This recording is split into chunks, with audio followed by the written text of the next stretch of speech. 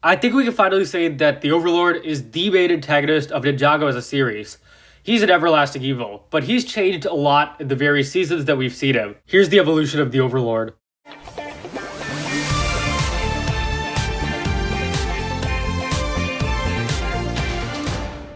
Hey guys, welcome back for a new video.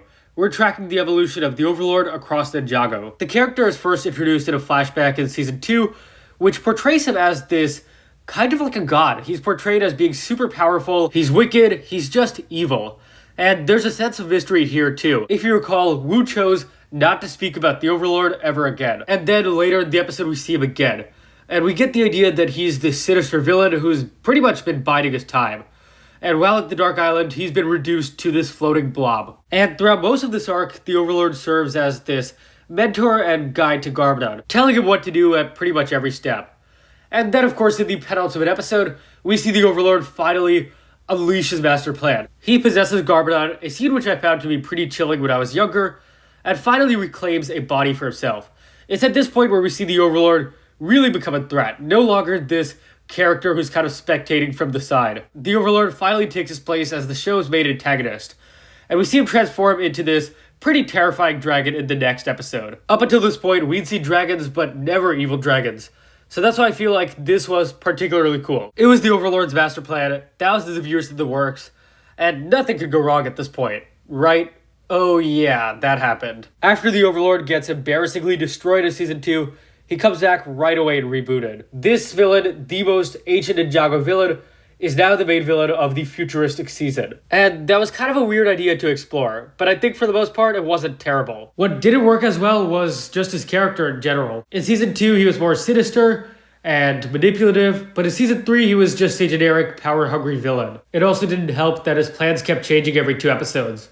Ultimately, the Overlord does escape the Digiverse, but doesn't have enough golden power to maintain a permanent form. So the Overlord goes after the golden weapons and succeeds, finally becoming the Golden Master, a being whose power was supposed to rival the first Bijutsu Master. At this point, the Overlord is very similar to how he was at the end of Season 2. He's unlocked his final form and is super powerful. It's just that this time his power is golden power rather than darkness. So it's kind of like this dark twist on the Golden Ninja that we saw in Season 2.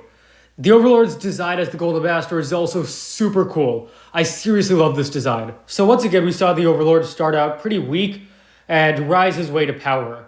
And with that power, he would be invincible, right?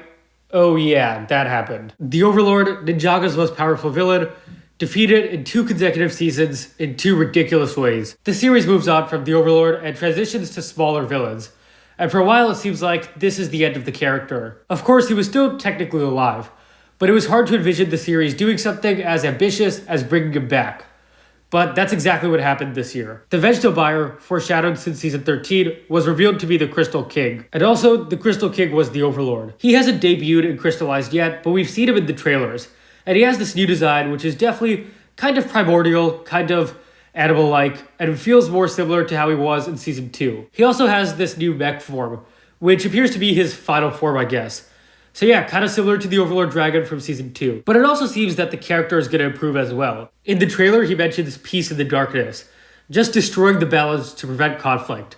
And that is way more interesting than he was in Season 2 or 3. He's also recruited a council of past villains, an army of Vengestone warriors, and the golden weapons are going to be in play at some point too. This version of the Overlord is absolutely not weak, as he was at the start of the last 2 seasons. They've built up this threat for years. And honestly, I think the state of Ninjago is stronger today than it was in 2012 or 2014. I really expect Crystalized to improve the Overlord compared to his past 2 seasons. And I'm excited to see more of how the character will again change for one final time. Thank you for watching, guys. If you enjoyed, please leave a like, subscribe, share with anyone, everyone you know. Share your thoughts on the evolution of the Overlord below, and I'll see you guys next time.